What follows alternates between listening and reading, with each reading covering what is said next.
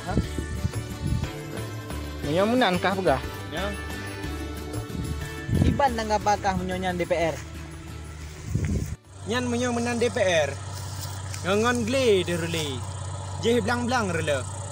Kafe mate ngon Cina kada. Perang sampai ke Drondro, Aceh ngan Jakarta sampai Lamugo, hana pehiro nyan kan biasa. Meprangga pela nanggro, meprangga tanyo sampai sedara, nyoke yang ke kenjamun ka anco, kiban han merego menyonyo goh wabah. Deureng atu cit gepelendro, yang nama nanggro hanapat pegah haba di awal luai di kem dingeng tanyo ipo ia igo turu mata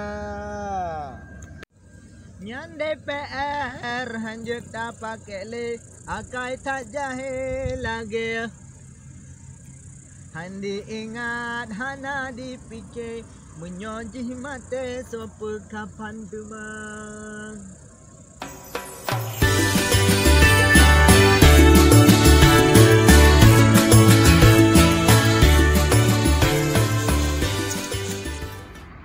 Merdu suara cai. Suara dalam geli indah lagu ina. Munyo kudu soa nyan so yang mencai. Ku bau pantai kujuk ke merua. Lagi nyan yang mencai ya. Bah kujak laju gunan je. Aku neng pandai ujian pi teka di raya di mame antun. Krut. Mana Cina di pegah kangkung di pai igu.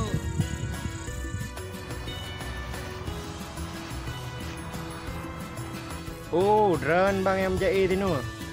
Kedah malu alun suara tok teruk gede. Lomba-lomba pinung bang. Ku harap drone menang. Wah.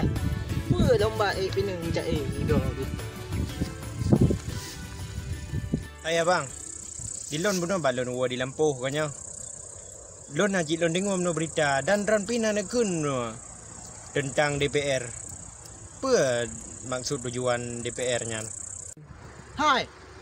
Munyo jangguak galak kerido. Kata te ejo mameh lagoina.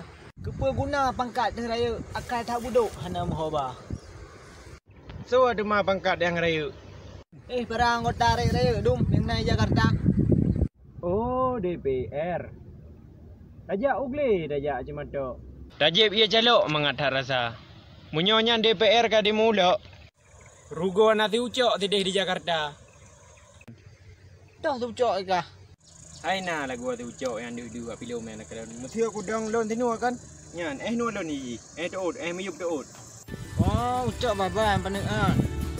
Oh, munyo menang. Yo ku pegah bakah ha.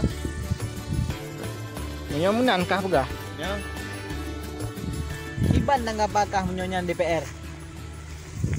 Nyan menyo menan DPR. Ngon gle derle. Je blang-blang rele. Kafe mate ngon Cina kada. Awan nak pegah menjanji. Pegatnyo pegah je. Tapi pat bukti. Ijih meyo pegat. Pegat ju lagi abut. Buat ju lagi ana. Baik pegah lagi abut. Hotel buat lagi etik lan dima.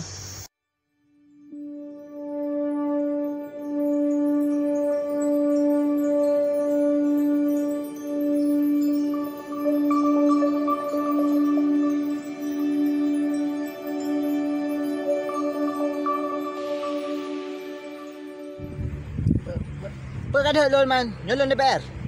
Tak gurai kah?